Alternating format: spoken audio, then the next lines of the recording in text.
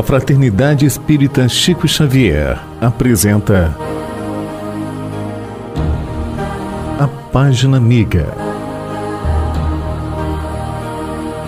o audiobook do livro Missionários da Luz.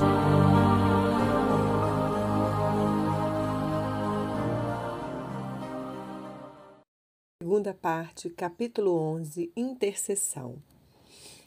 No entanto, ponderei, parece desagradável tomar refeições, obrigando-nos à companhia inevitável de desconhecidos e mormente desconhecidos da espécie que temos sob os olhos. Mas você não pode esquecer, aduziu o orientador, que não se trata de gente anônima. Estamos vendo familiares diversos que os próprios encarnados retêm com as suas pesadas vibrações de apego doentio. Alexandre pensou um momento e continuou. Admitamos, contudo, a sua hipótese.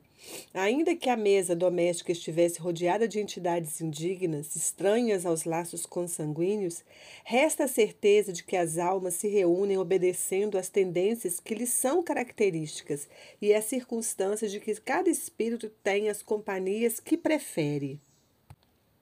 E desejoso de fornecer bases sólidas ao meu aprendizado, considerou: a mesa familiar é sempre um receptáculo de influenciações de natureza invisível.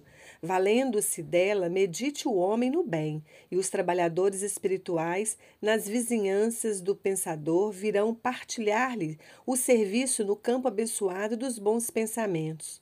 Conserve-se a família em plano superior, rendendo culto às experiências elevadas da vida, e os orientadores da iluminação espiritual aproximar-se-ão, lançando no terreno da palestra construtiva a semente das ideias novas, que então se movimentam com a beleza sublime da espontaneidade. Entretanto, pelos mesmos dispositivos da lei de afinidade, a maledicência atrairá os caluniadores invisíveis e a ironia buscará sem dúvida as entidades galhofeiras e sarcásticas que inspiram o anedotário menos digno, deixando à margem vastíssima a leviandade e a perturbação.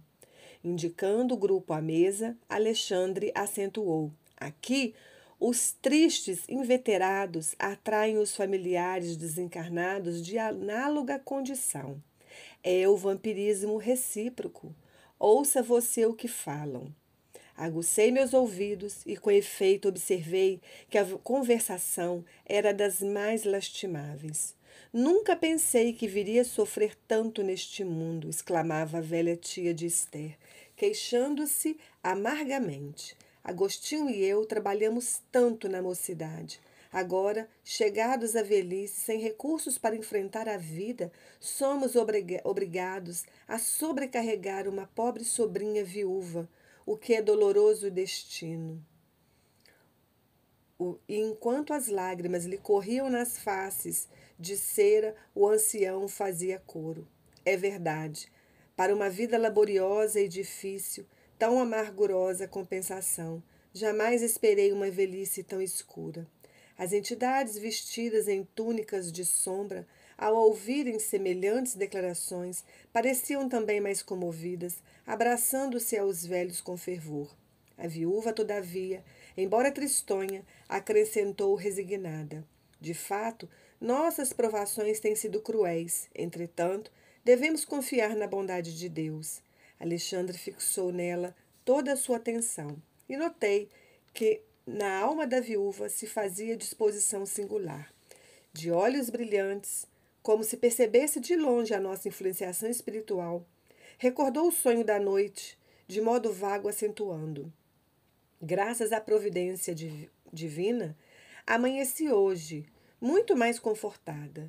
Sonhei que a Primetelvina me conduziu à presença de um mensageiro celestial, que me abençoou o coração, aliviando-me as pesadas dores destes últimos dias. Oh, como me rejubilaria se pudesse reconstruir esse sonho de luz. Ora, mamãe, conte-nos, exclamou a filhinha, de 7 anos presumíveis, que até ali se mantivera em silêncio. A senhora de bom grado comentou: minha filha, não se pode descrever as grandes sensações. Não me lembro precisamente de tudo, Mas recordo-me de que o emissário de Jesus me ouviu com paciência e, em seguida, disse-me palavras de encorajamento e amor.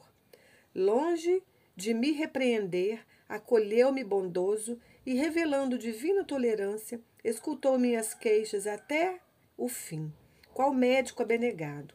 Inegavelmente, levantei-me hoje com outro ânimo. Estejamos conformados, pois Deus nos auxiliará. Logo que me refaça completamente, ganharei nosso pão com o trabalho honesto. Tenhamos esperança e fé. Em face das afirmativas encorajadoras de Esther, os meninos entreolharam sorridentes, enquanto os velhinhos calavam a amargura que lhes era própria. Desejei fazer-me visível aos companheiros desencarnados, sem luz, que se movimentavam no recinto de maneira a palestrar com eles, sondando-lhes as experiências, mas Alexandre dissuadiu-me.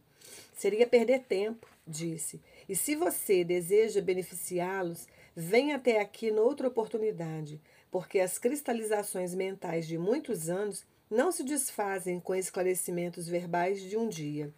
No momento, nosso objetivo é diverso. Precisamos obter informações sobre Raul. Além disso, se nos valêssemos da hora a fim de ouvir nossos irmãos desencarnados presentes, verificaríamos de pronto que eles poderiam apenas relacionar dolorosas lamentações sem proveito construtivo. E revelando reduzido interesse pela conversação dos encarnados em vista do objetivo essencial do momento, considerou: procuraremos algum dos nossos irmãos visitadores. Temos necessidade de informes iniciais para dar uma feição imediata ao nosso trabalho intercessório. Porque Alexandre demandasse outros aposentos, deixei igualmente a modesta sala de refeições, embora desejasse continuar observando. O instrutor, porém, não tinha muito tempo para gastar. Depois de rápidos minutos, fomos defrontados por uma entidade de aspecto humilde, muito, mas muito digno, a quem Alexandre se dirigiu afavelmente. Meu amigo, é visitador em função ativa? Sim, para servi-lo, respondeu atencioso o interpelado. O orientador expôs-lhe com franqueza e em poucas palavras o que desejávamos. Então o irmão visitador explicou-se razoavelmente, conhecera Raul de perto, auxiliara-o muitas vezes, prestando-lhe continuada assistência espiritual. Todavia, não pudera nem ele nem outros amigos evitar-lhe o suicídio friamente deliberado. Suicídio? Interrogou Alexandre, procurando informar-se de maneira completa. A viúva acredita em assassínio. Entretanto, ponderou o novo amigo, ele soubera dissimular com cuidado. Meditara por muito tempo o ato infeliz e no último dia fizera aquisição de um revólver para o fim desejado. Alvejando a região do coração, atirou a arma a pequena distância depois de utilizá-la, cautelosamente, para evitar impressões digitais e, desse modo, conseguira burlar a confiança dos familiares, fazendo-os supor tivesse havido doloroso crime. E chegou a vê-lo nos derradeiros minutos da tragédia? Indagou Alexandre Paternal. Sim, esclareceu o interlocutor. Alguns amigos e eu, entretanto, tentamos socorrê-los, mas, em vista das condições da morte voluntária, friamente deliberada, não nos foi possível retirá-lo da poça de sangue em que se mergulhou, retido por vibrações pesadíssimas e angustiosas. Permanecíamos em serviço a fim de ampará-los, quando se aproximou um bando de almas de algumas dezenas que abusou do infeliz e deslocou-o facilmente em virtude da harmonia de forças perversas. Como pode compreender, não nos foi possível arrebatá-lo das mãos dos salteadores da sombra que o carregaram por aí. O instrutor parecia satisfeito com as elucidações e, quando vi que se dispunha a terminar a palestra, ousei perguntar: mas e a causa do suicídio? Não será interessante ouvir o visitador? Não, explicou Alexandre tranquilamente. Indagaremos do próprio interessado. Despedimo-nos. Determinada indagação, todavia, atormentava-me o cérebro. Não a contive por muitos instantes, dirigindo-me ao generoso orientador. Um bando? Mas o que significa? Interroguei.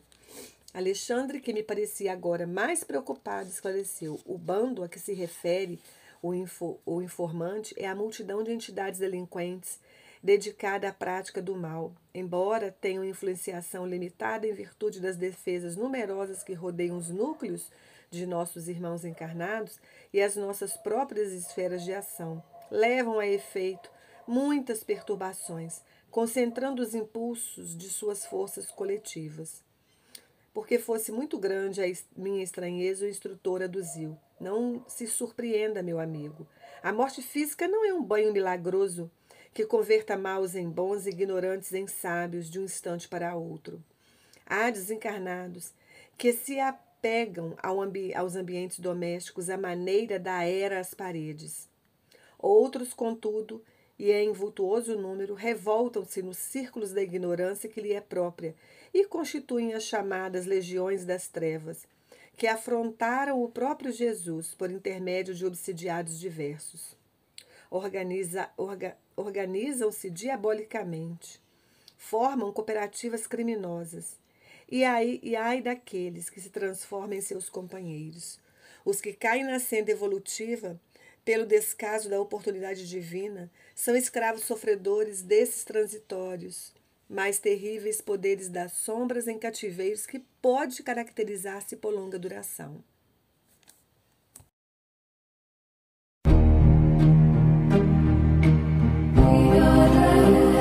Audiobook do livro Missionários da Luz. Narrativa Cristina Albuquerque.